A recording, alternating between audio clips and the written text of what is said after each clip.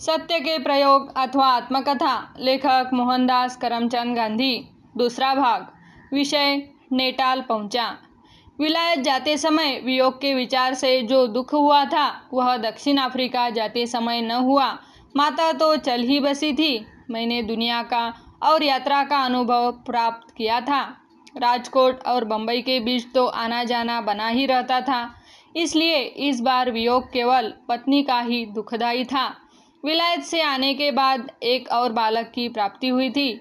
हमारे बीच के प्रेम में अभी विषय भोग का प्रभाव तो था ही, फिर भी उसमें निर्मलता आने लगी थी। मेरे विलायत से लौटने के बाद हम दोनों बहुत कम साथ रह पाए थे और शिक्षक की तरह मेरी योग्यता जो भी रही हो, परंतु मैं पत्नी का शिक्षक बना था, इसलिए और पत्नी में जो कई सुधार मैंने कराए थे उन्हें निभाने के लिए भी हम दोनों साथ रहने की आवश्यकता अनुभव करते थे। पर अफ्रीका मुझे अपनी तरफ खींच रहा था। उसने वियोग को सह्य बना दिया। 1 साल के बाद तो हम फिर मिलेंगे ही ना। पत्नी को यह कहकर और सांत्वना देकर मैंने राजकोट छोड़ा और मैं बंबई पहुंचा। मुझे दादा अब्दुल्ला के बंबई वाले एजेंट के जरिए टिकट खरीदना था, पर स्टीमर में कोई केबिन खाली न थी। हालत यह थी कि अगर इस मौके को चूक जाता तो मुझे 1 महीने तक बंबई की हवा खानी पड़ती। एजेंट ने कहा, हमने कोशिश तो बहुत की पर हमें टिकट नहीं मिल सका। आप डेक में जाए तो जा सकते हैं। भोजन की व्यवस्था सलून में हो सकेगी। वह जमाना मेरे लिए पहले दर्जे की यात्रा का था। क्या बैरिस्टर डेक का यात्री बनकर जाए? मैंने डेक में जाने से इनकार कर दिया। मुझे एजेंट पर शक हुआ। मैं यह मान न सका कि पहले दर्जे का टिकट मिल ही नहीं सकता। एजेंट की अनुमति लेकर मैंने ही टिकट प्राप्त करने का प्रयत्न किया। मैं स्टीमर पर पहुंचा, बड़े अधिकारी से मिला। पूछताछ करने पर उसने सरल भाव से उत्तर दिया, हमारे यहाँ इतनी भीड़ शायद ही कभी होती है, पर इस स्टीमर से मोजाम्बिक के गवर्नर जनरल जा रहे हैं, इससे सारी जगहें भर गई है, तो आप मेरे लिए किसी तरह जगह निकाल ही नहीं सकते। अफसर ने मेरी तरफ देखा, फिर हंसा और बोला, एक उपाय है। मेरे केबिन में एक बर्थ खाली रहती है, उसमें हम यात्री को नहीं लेते, पर आपको मैं वह जगह देने के लिए तैयार हूँ। मैं खुश हुआ, अफसर का आभार माना, सेठ से बात करके टिकट कटाया और 1893 के अप्रैल महीने में उमंगों से भरा मैं दक्षिण अफ्रीका में अपना भाग्य आजमाने के लिए रवाना हो गया। पहला बंदर लामू पड़ता था। वहां पहुंचने में करीब 13 दिन लगे। रास्ते में कप्तान से अच्छी मित्रता हो गई। कप्तान को शतरंज खेलने का शौक था, पर वह अभी नवसिखुआ ही था। उसे अपने से कमज़ोर खेलने वाले साथी की ज़रूरत थी, इसलिए उसने मुझे खेलने के लिए न्योता। मैंने शतरंज का खेल कभी देखा न था, उसके विषय में सुना काफ़ी था। खेलने वाले कहते थे कि इस खेल में बुद्धि का खासा उपयोग होता है।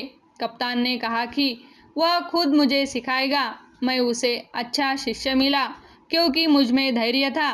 मैं हारता ही रहता था, इससे कप्तान का सिखाने का उत्साह बढ़ जाता था। मुझे शतरंज का खेल पसंद पड़ा, पर मेरा यह शौक कभी जहाज के नीचे न उतरा। उसमें मेरी गति राजा रानी आदि की चाल जान लेने से अधिक न बढ़ सकी। लामू बंदर आया। स्टीमर वहाँ 3-4 घंटे ठहरने वाला था। मैं बंदर देखने नीचे उतरा। कप्तान भी गया था। उसने मुझसे कहा, यहाँ बंदर का दगाबाज है, तुम जल्दी लौट आना। गाँव तो बिल्कुल छोटा सा था। वहाँ के डाकखाने में गया तो हिंदुस्तानी नौकर दिखाई दिए। इससे मुझे खुशी हुई। मैंने उनसे बातचीत की, हबशियों से मिला। उनकी रहन सहन में रुचि पैदा हुई। इसमें थोड़ा समय चला गया। डेक के दूसरे भी कई यात्री थे। मैंने उनसे जान पहचान कर ली थी। वे रसोई बनाने और आराम से भोजन करने के लिए नीचे उतरे थे। मैं उनकी नाव में बैठा। बंदर में ज्वार काफ़ी था। हमारी नाव में बोझ ज़्यादा था। प्रवाह का जोर इतना अधिक था कि नाव की रस्सी स्टीमर की सीढ़ी के साथ किसी तरह बंध ही नहीं पाती थी। नाव सीढ़ी के पास पहुंचती और हट जाती। स्टीमर खुलने की पहली सीटी बजी। मैं घबराया। कप्तान ऊपर से देख रहा था। उसने स्टीमर को 5 मिनट के लिए रुकवाया। स्टीमर के पास ही एक छोटी सी नाव थी। एक मित्र ने उसे 10 रुपये देकर मेरे लिए ठीक किया और इस छोटी नाव ने मुझे उस नाव में से उठा लिया। स्टीमर की सीढ़ी उठ चुकी थी। मुझे रस्सी से ऊपर खींच लिया गया और स्टीमर चल दिया। दूसरे यात्री रह गए। कप्तान की दी हुई चेतावनी का अर्थ अब मेरी समझ में आया। लामू से मुंबासा और वहाँ से जंजीबार पहुँचा।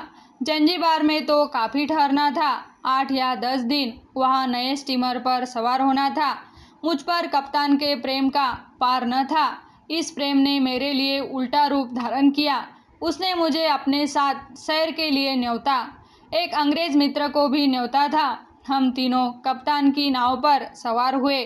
मैं इस सैर का मर्म बिल्कुल नहीं समझ पाया था। कप्तान को क्या पता कि मैं ऐसे मामलों में निपट अजान हूँ। हम लोग हबशी औरतों की बस्ती में पहुँचे। एक दलाल हमें वहाँ ले गया। हम में से हर एक एक कोठरी में घुस गया, पर मैं तो शर्म का मारा वहाँ गुमसुम ही बैठा रहा। बेचारी उस स्त्री के मन में क्या विचार उठे होंगे, सो तो वही जाने। कप्तान ने आवाज़ दी। मैं जैसा अंदर घुसा था वैसा ही बाहर निकला। कप्तान मेरे भोलेपन को समझ गया। पहले तो मैं बहुत शर्मिंदा हुआ, पर मैं यह काम किसी भी दशा में पसंद नहीं कर सकता था। इसलिए मेरी शर्मिंदगी तुरंत ही दूर हो गई और मैंने इसके लिए ईश्वर का उपकार माना कि उस बहन को देखकर मेरे मन में तनिक भी विकार उत्पन्न नहीं हुआ। मुझे अपनी इस दुर्बलता पर घृणा हुई कि मैं कोठरी में घुसने से ही इनकार करने का साहस न दिखा सका। मेरे जीवन की ऐसी यह तीसरी परीक्षा थी।